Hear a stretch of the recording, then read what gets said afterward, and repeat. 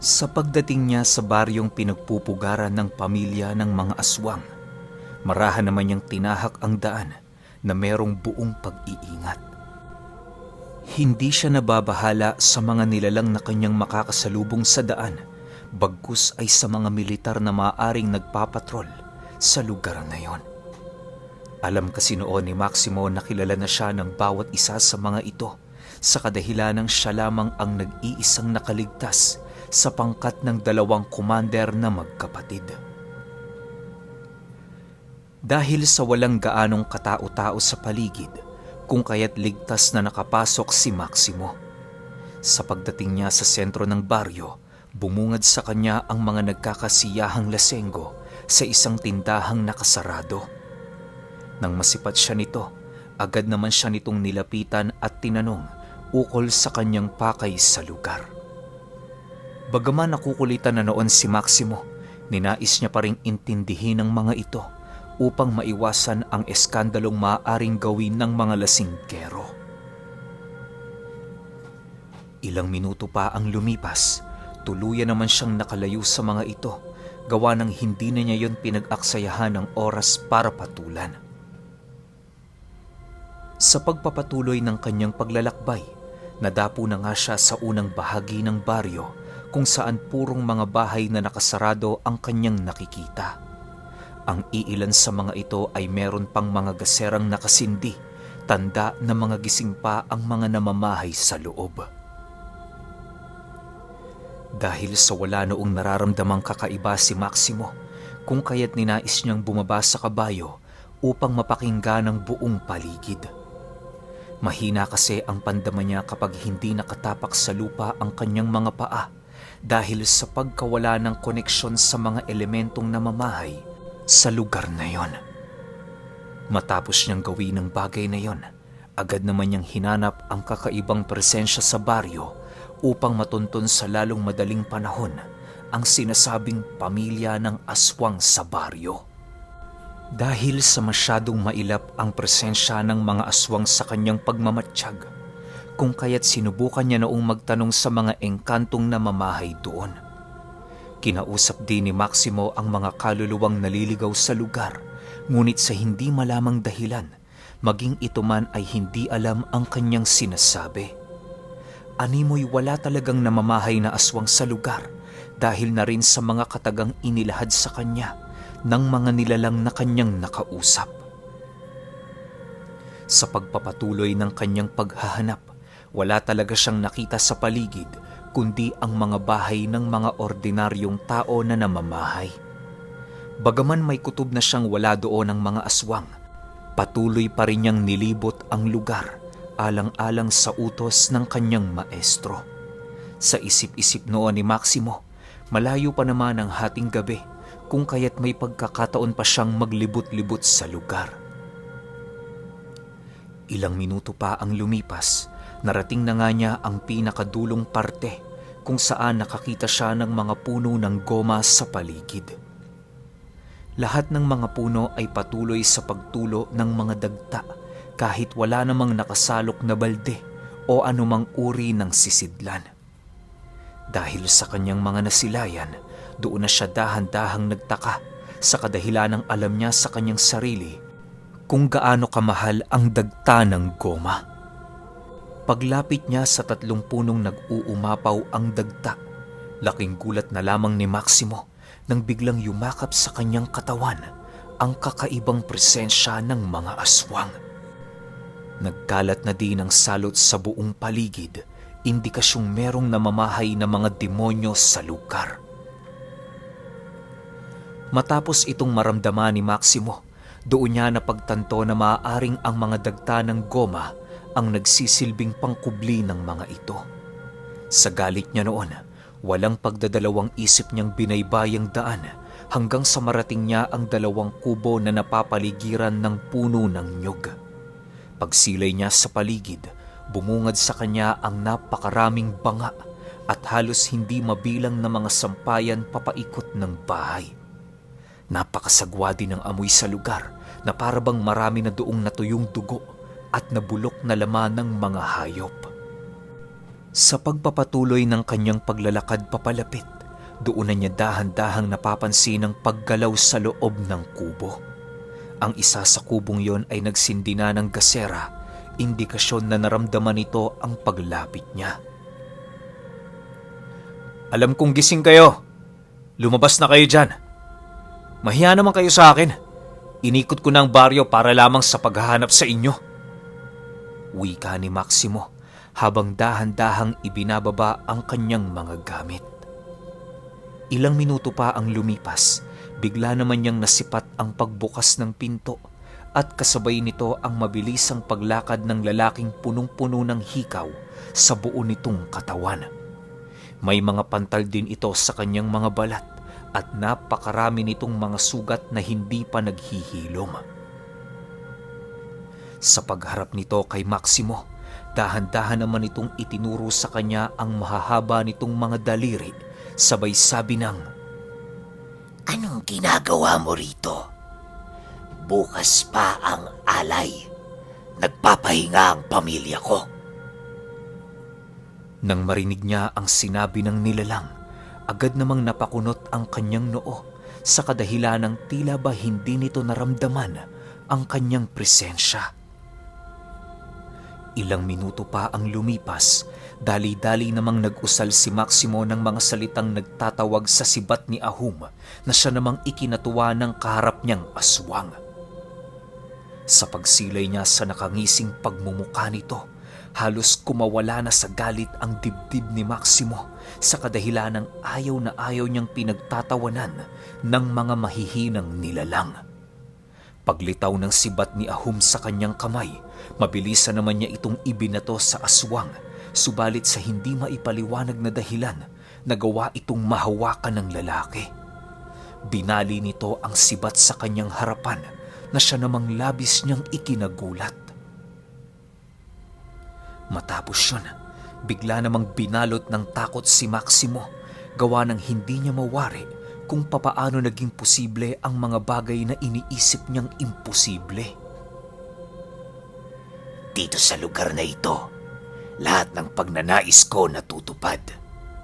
Walang albularyo o antingero ang malakas hanggat nasa domi ng aking kapangyarihan.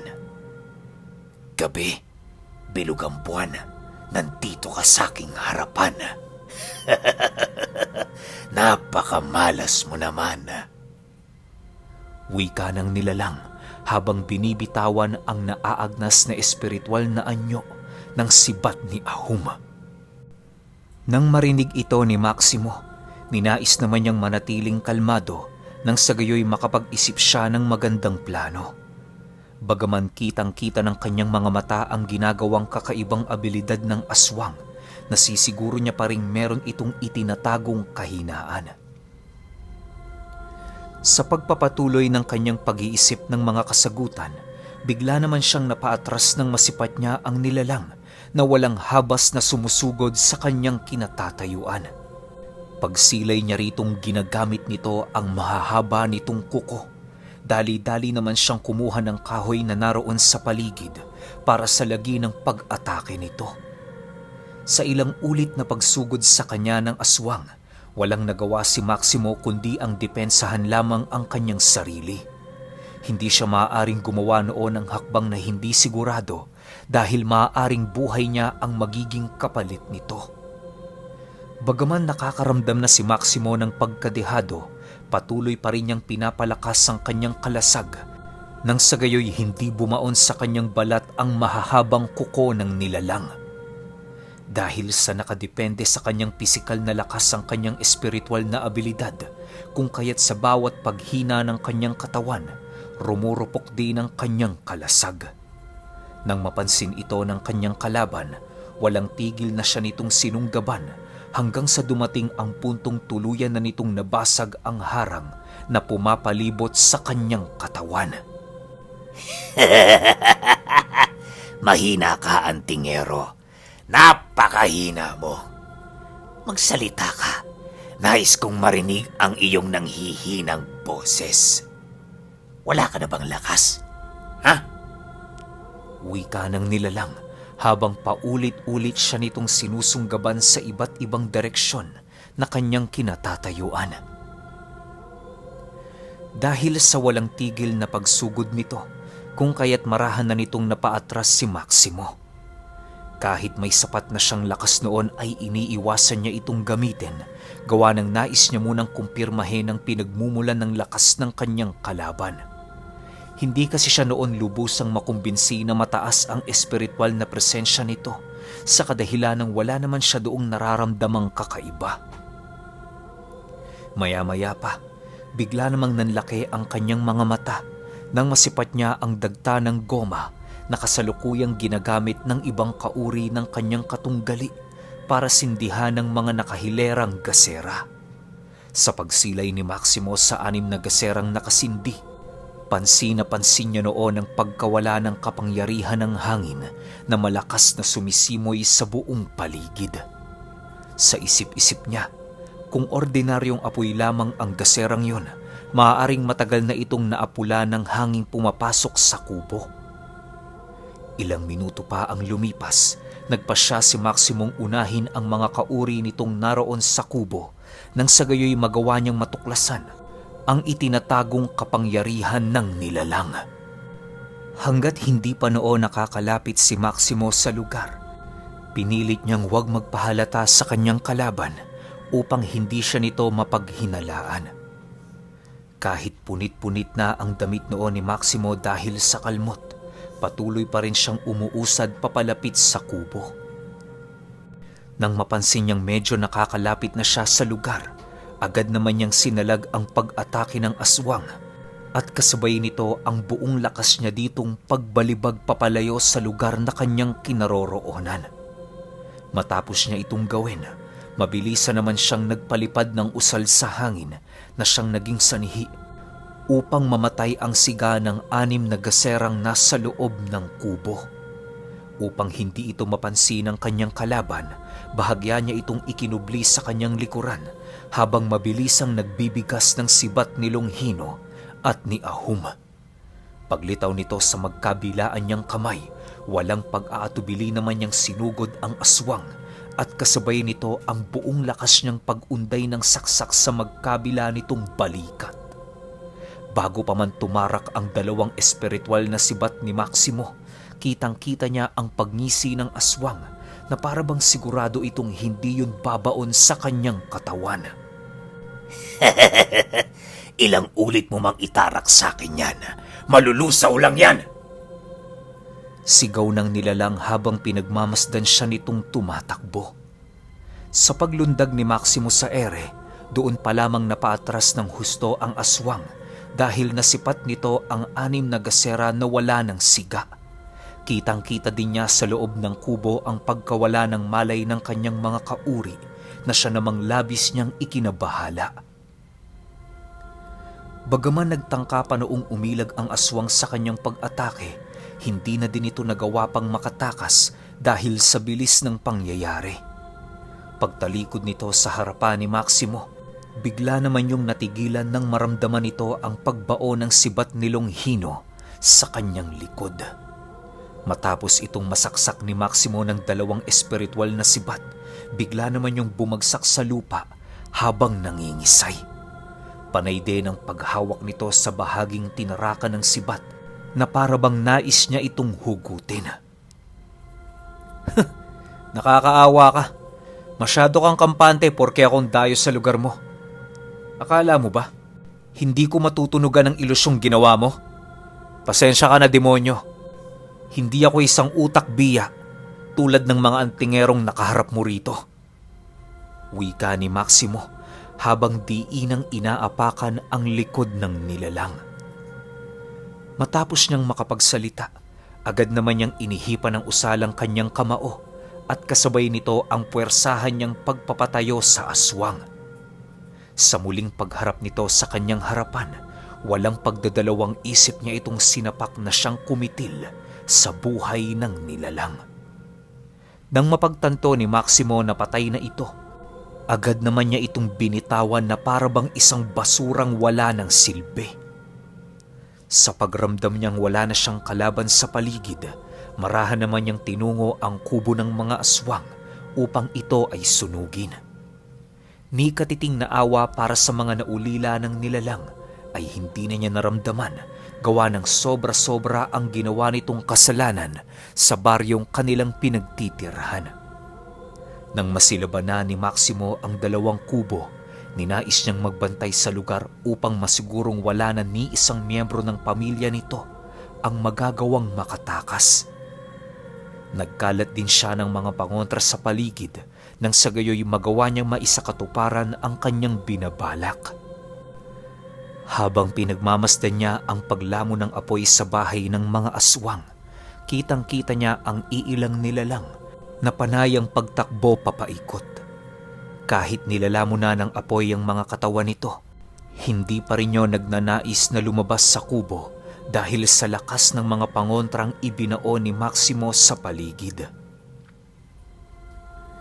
Sa pagpapatuloy ng kanyang pagmamasid, paisa-isa nang nagsisibagsakan ang mga aswang, hudyat ng pagkamatay ng mga ito.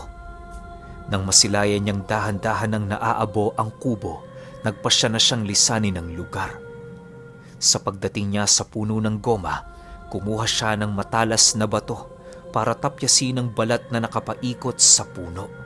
Sapat na ang ginawa noon ni Maximo upang dahan-dahang patayin ang puno ng gomang pinagmumulan ng proteksyon ng mga aswang.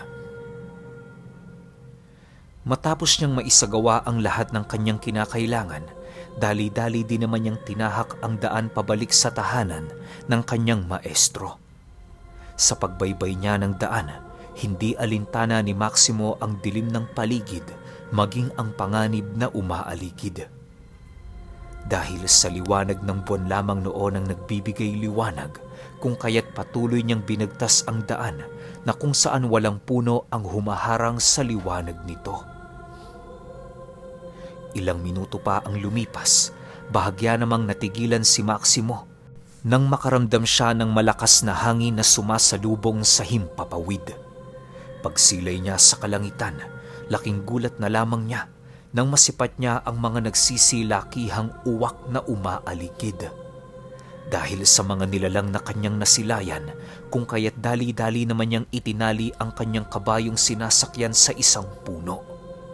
Matapos niya itong gawin, nagmarahan siyang sumilip sa himpapawid upang sipatin ang eksaktong kinaroroonan ng mga nilalang. Alam niyang aswang ang mga uwak na yon, gawa ng hindi umaabot sa ganoong sukat ang mga ordinaryong uwak na madalas niyang nasisipat. Maya-maya pa, napatitig si Maximo sa kanyang harapan nang marinig niya ang pagsilagpakan ng mga nilalang. Pagsilay niya sa 3 taong nanlilisik ang mga mata, agad naman siyang dumampot ng patay na sanga ng puno sa tabi niya upang paghandaan ang pagsugod ng mga ito. "Anong kailangan nyo?" matapang na tanong ni Maximo. Sa tingin mo, Antingero, ano ang kailangan namin? Gutom na kami. Wala kaming pagpipilian. Sagot naman sa kanya ng isang aswang. Dahil sa sinabi nito, doon na tuluyang napagtanto ni Maximo na hinahangad ng mga aswang na siya ay kainin. Matapos niyang marinig ang sinabi nito, 8 ulit naman niyang itinarak ang hawak niyang sanga ng puno sa lupa habang paulit-ulit na nag-uusal. Pinakikiramdaman din niya ng maigi ang mga aswang upang masigurong hindi ito gagawa ng kapangahasan habang siya ay abala sa kanyang ritual na ginagawa. Nang mapagtanto niyang kumapit na ang sumpa sa patpat, agad naman niya itong iwinasiwas sa ere habang patuloy na iniihipan ng mga buhay na salita. "Sigurado ba kayo sa nais niyong yan? Ba't hindi kayo maghanap ng mamamatay tao para naman busog na kayo na pakinabangan pa kayo ng mga inosenteng tao? Hindi niyo ba naisip ang panganib na dulot nitong ginagawa ninyo?" Matapang na sagot ni Maximo habang iwinawasiwas sa paligid ang patpat na punong-puno ng mga buhay na salita. Nang marinig ito ng mga aswang, bigla naman yung nagsiangil at kasabay nito ang mabilisan nilang pagsunggab kay Maximo. Bago pa man makalapit sa kanya ang mga aswang, bigla yung naghiwa-hiwalay sa direksyon ng kanilang pagsugod upang madaling masunggaban at mapaslang si Maximo. Nang mapagtanto niyang lilitaw ito sa iba't ibang direksyon na hindi niya inaasahan, kung kaya't tinawag na niya ang engkantong pinasama sa kanya ni Manong Alejandro para tumulong. Sa paglabas ng tikbalang na nakasapi sa katawan ng kabayong kanyang sinasakyan, dali-dali naman itong lumitaw sa kanyang likuran at walang pagdadalawang isip na sinapak ang aswang na papalapit sa kanyang kinatatayuan. Matapos itong gawin ng tikbalang, mabilis na namang umatras ang dalawang aswang dahil sa labis na pagkagulat.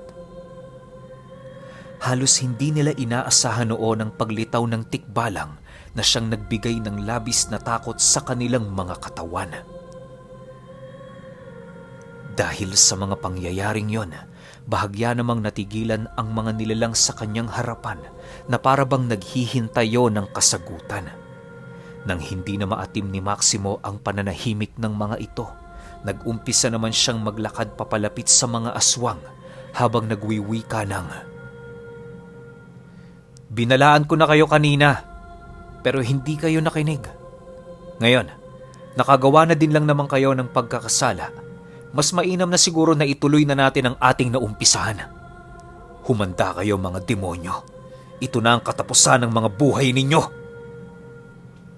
Matapos makapagsalita noon ni Maximo, agad naman niyang pinalapit ang kasangga niyang tikbalang at kasabay nito ang paghingi niya dito ng itinatago nitong ginintoang buhok. Paghawak ni Maximo sa bagay na yon, dali-dali naman niya itong isinipit sa kanyang ulo habang patuloy na nag-uusal. Nang maramdaman niyang kumapit na yon sa kanyang anit, dali-dali naman niyang inutusan ng tikbalang na bumalik sa katawan ng kabayo niyang sinasakyan. Alam kasi noon ni Maximo na mahihirapan ng makipaglaban ng tikbalang na yon, gawa ng nahiram na niya ang buong lakas nito. Sa pagdating ng puntong siya na lamang ang natira sa lugar, buong lakas naman niyang hinawakan ng aswang na sinapak ng tikbalang upang ipakita sa kanyang mga kalaban. Dahil sa lakas noong taglay ni Maximo, kung kaya't kahit hintuturo niya lamang ang inihawak nito, nagawa niya yung mabuhat. Sa muling pagharap niya sa dalawang nilalang, tinanong niya ito kung nais pa ba nilang ipagpatuloy ang labanan. Pagramdam ni Maximong sasagot na ang isa sa mga nilalang, walang pagdadalawang isip naman niyang inundaya ng saksak ang nilalang na sinapak ng tikbalang. Pagbao ng patpat sa dibdib nito, tanging pagdilat na lamang ang nagawa ng aswang habang humihinga ng malalim. Matapos itong gawin ni Maximo, agad naman niyang itinapon ang bangkay ng nilalang na parabang wala itong kwenta. "Ano nga uli ang sinabi mo? Pasensya ka na. Hindi ko narinig dahil sa ingay ng kasama mo. O ayan, pinatahimik ko na. Magpatuloy ka na sa iyong pagsasalita." Wika ni Maximo matapos niyang gawin ang pagpatay sa aswang. Dahil sa ginawa nito, halos hindi napigilang magwala ng mga aswang sa sobrang galit na kanilang nadarama. Sa muling pagsilay nila sa nakangiting pagmumukha ni Maximo, buong lakas nila itong sinugod habang patuloy na umaangil. Nang masipat ni Maximo ang pagsugod ng mga ito, tanging pagtawa na lamang ang kanyang nagawa sa kadahilan ng alam na niya kung sino ang nagwagi sa laban. Ayon kay Maximo, ang pinakamahalagang armas sa anumang uri ng duelo ay ang pagpapanatili ng pagiging kalmado at ang hindi pagkawala ng sarili. Sa oras na pumangibabaw sa iyong puso ang galit, maaaring hindi na magiging pulido ang anumang pag-ataking gagawin mo. Dagdag pa ni Maximo na kapag napangibabawan mo ng husto ang lahat ng patibong ng iyong katunggali, walang puwang sayo ang matalo. Sa paglapit ng mga aswang sa kanyang kinaroroonan, buong lakas naman niyang hinawakan ng leeg ng mga ito at walang pagdadalawang isip na binali ang lalamunan ng mga aswang. Kahit anong pagkalmot ang gawin ng mga ito sa kanyang katawan, hindi yun sapat para siya ay hadlangan sa kanyang mga ginagawa. Walang silbi yan. Kung ako sa inyo, manalangin na lang kayo. Wika ni Maximo habang patuloy na dinudurog ang leeg ng mga ito. Okay, grabeng angas na ni Maximo, no? Sobrang lakas na niya kasi kaya niya na pagsabayin yung dalawa yung Longhino tsaka si Ahum. Ang tanong, kaya niya pagsabayin yung tatlo kasama yung kay Arkanghel. Di ba? Well, para hindi na kayo mabitin, sunod kagad natin yung 8. Yun lang. Salamat.